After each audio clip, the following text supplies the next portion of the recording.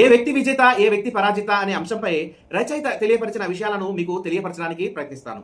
గత అంశంలో ప్రతి వ్యక్తి మనసు అనే ఒక ప్రతికూలంగా కవ్వించే వాడిని, బుద్ధి అనే మరొక తెలివైన స్నేహితుడిని అంతర్గతంగానే కలిగి ఉంటాడని అర్థమైంది. ఇప్పుడు ఏ వ్యక్తి తనను నాశనం చేసే శత్రువైన మనసు చేసే ప్రతికూల భావోద్వేగాల కవ్వింపులను నేరుగా అమలు పరచకుండా తెలివిగల స్నేహితుడైన బుద్ధిని సంప్రదించి అతడు ఎప్పుడు ఎక్కడ ఎలా మసులుకోమంటాడో అక్కడ అలాగే మసులుకోవాలి. అతడు నిరోధించిన వాటిని ఎట్టి పరిస్థితుల్లోనూ అమలు పరచకూడదు. అలాంటి వ్యక్తి మాత్రమే విజేత కాగలడు. ఏ వ్యక్తి దీనికి విరుద్ధంగా ప్రవర్తిస్తాడో అలాంటి వ్యక్తి మాత్రమే పరాజితుడు అవుతాడు. ఈ విషయంపై భగవద్గీత చెప్పిందేమిటో ఒకసారి పరిశీలిద్దాం. భగవద్గీత 6వ అధ్యాయం 5వ శ్లోకంలో నీ మనసు యొక్క శక్తిచే నిన్ను నీవు ఉద్ధరించుకొనుము, అంతేకాని పతనమైపోవద్దు, ఎందుకంటే మనస్సే మన మిత్రుడు మరియు మనస్సే మన శత్రువు అవ్వచ్చు అని చెప్పడం జరిగింది.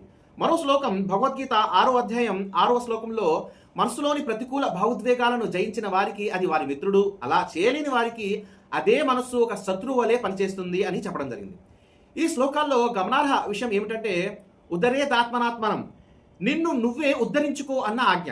స్వయంగా మీ మనసులోనే తిష్టవేసి ఉన్న అరిషడ్వర్గాలు అంటే కామ, క్రోధ, లోభ, మోహ, మద, మాత్సర్యాలు అనే 6 అంతర్గత శత్రువులను మీరు తప్ప మరెవరూ బయటికి పంపలేరు. తల్లిదండ్రులు, గురువులు, పెద్దలు హితవు చేయగలరు తప్ప మిమ్మల్ని మార్చలేరు.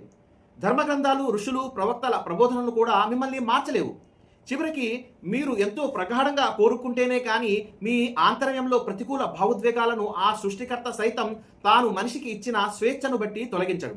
అందుకే భగవద్గీత ఉద్ధరేదాత్మనాత్మనం, నిన్ను నువ్వే ఉద్ధరించుకోవాలి అని ఆజ్ఞాపిస్తుంది.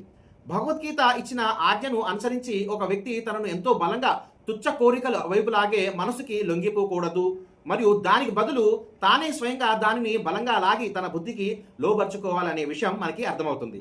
అంటే అప్పుడు తనకి జ్ఞానయుక్త సలహాలు ఇచ్చే బుద్ధి ఒక్కటే కాక ప్రతికూల భావోద్వేగాలతో కవ్వించి మిమ్మల్ని నాశనం చేయాలనుకునే మనసు కూడా అనుకూల భావోద్వేగాలను కలిగించేదిగా మలుచుకున్నట్లు అవుతుంది.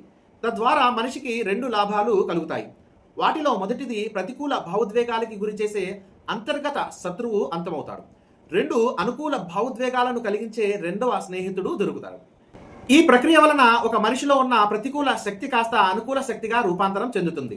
ముందు నుండే అతనికి అనుకూలంగా ఉన్న బుద్ధికి ఇది తోడవడం వలన వ్యక్తిత్వం మరింత శక్తివంతం అవుతుంది. ఈ విధంగా తన ఆంతర్యంలోనే తిష్టవేసి ఉన్న ప్రతికూల మనసుపై పట్టు సాధించాడు కాబట్టి మనిషి విజేత అవుతాడు. దీని విరుద్ధంగా ఒకవైపు ఎవరు తన ఆంతర్యంలో ఉన్న బుద్ధి చేసే హెచ్చరికలను ఖాతారు చేయక మరోవైపు తన మనసులో ఉండే ప్రతికూల భావోద్వేగాలకు గురైపోతూ ఉంటాడో అలాంటి వాడు పరాజిత అవుతాడు.